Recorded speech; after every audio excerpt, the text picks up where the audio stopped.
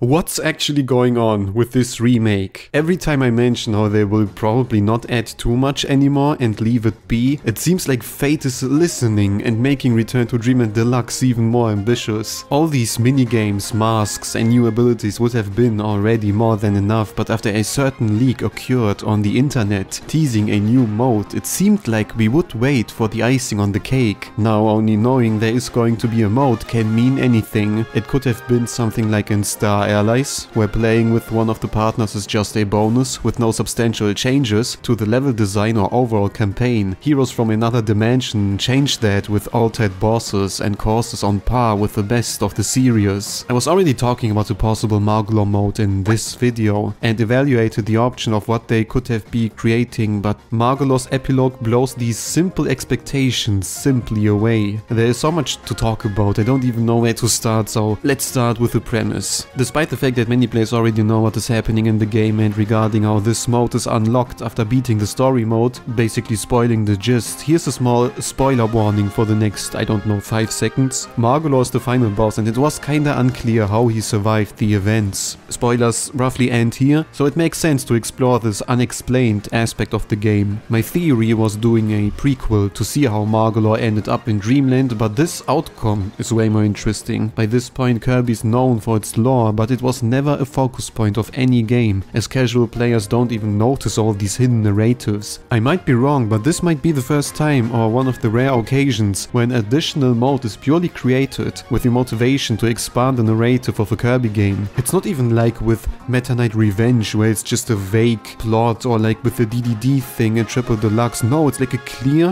clear direction into telling a story, if that makes sense. On top of that, it's even one of the more interesting ones, and just imagine if they someday going to do the same with similarly underexplained characters like Taranza. Oh, this is worth a video on its own. Normally I don't really care for the lore of a Kirby game, but this is actually one of the rare moments where I'm more into the story and how it ends than the actual gameplay, to be honest. Nonetheless, this doesn't mean we are done talking about the intriguing parts. Just look at poor Magolor. He looks so sad and defeated, and it makes so much sense. I don't even know if it is confirmed that this is going to be his redemption arc, but let's be honest, it must be. It's an interesting gameplay feature on its own to start weak and become powerful, but narratively it makes much sense. I know I did not want to do spoilers, but come on, make the connection. It takes place after the story mode. Magolor looks for some reason incredibly defeated.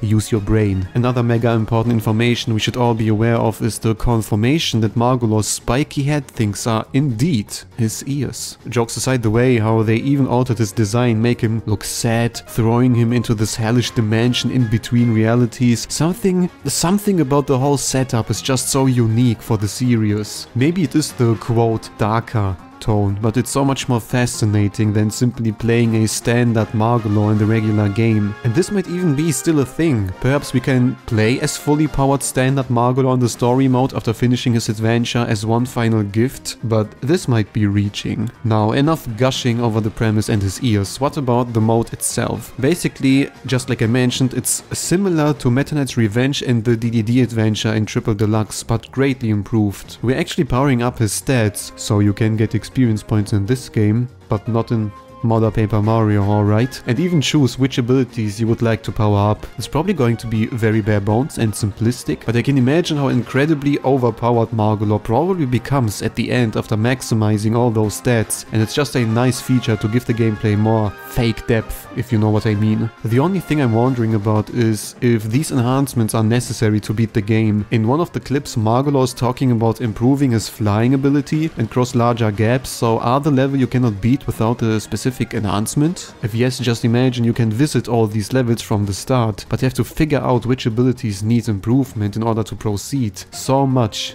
potential. And if not, it lends itself perfectly for a nice challenge run, so it's a win-win situation in my account. But what about the actual level design itself? From what I've seen in the trailer, it seems like it's a mixture of already existing passages coated in this weird dimension skin, let me say, and also new moments, I would say. Like the whole atmosphere is like very, the whole shtick of this mode is very similar to Heroes from Another Dimension. Like Heroes from Another Dimension had also new level design. It seems like the Magolor adventure is going to strike a balance between new and old. You can even play in multiplayer, which is just a nice thing to have. I can already see people making like weird theories on there are now multiple Magolors, like in Four Swords with Link because he entered the altered dimension something. Oh, this sounds actually interesting, isn't it? But yeah, to be honest, there's one thing which I think I might be the most hyped about, and that is the confirmation that the bosses are changed. We can see the pufferfish, I think,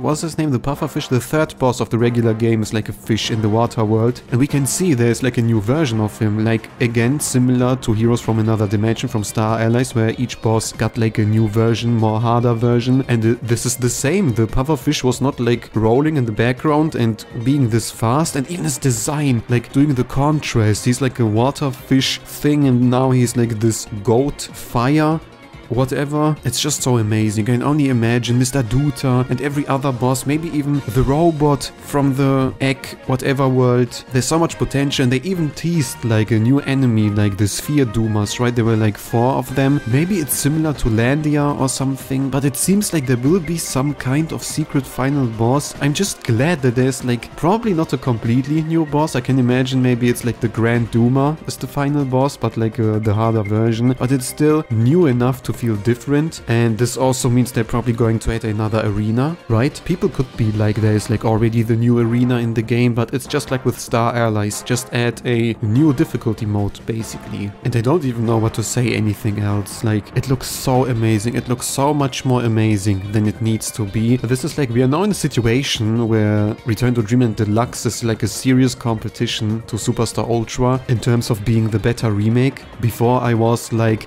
nah, Superstar Ultra is just such a perfect remake. Like, there's like everything you expect and want to see from a remake. And Return to Dreamland Deluxe, now it's getting there. I have to say, now it's getting there. Like, this mode alone, with Superstar Ultra it was like many modes, but we have to be honest, it was like most of these modes were just extremely reusing stuff from the base game. Like doing the arena with the helpers is like a nice to have. Having the bonus DDD adventure was just the Dreamland adventure, but in a harder version. The Meta Knight thing is just going through the same levels. But this time we have like one substantial new mode versus, yeah, it depends on what you want, right? One substantial new mode versus a couple of modes which heavily reuse the stuff. Magolor is also reusing stuff, but not so hard as in Superstar Ultra. Yeah, but it will be interesting to see if I'm hyping myself up too much. I don't know if I made it clear enough how interesting this mode looks. Like, I was not really expecting to be this hype for the game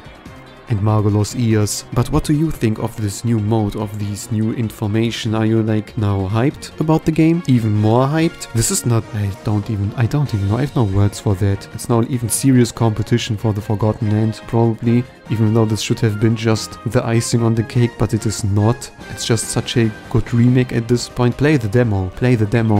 It's very promising.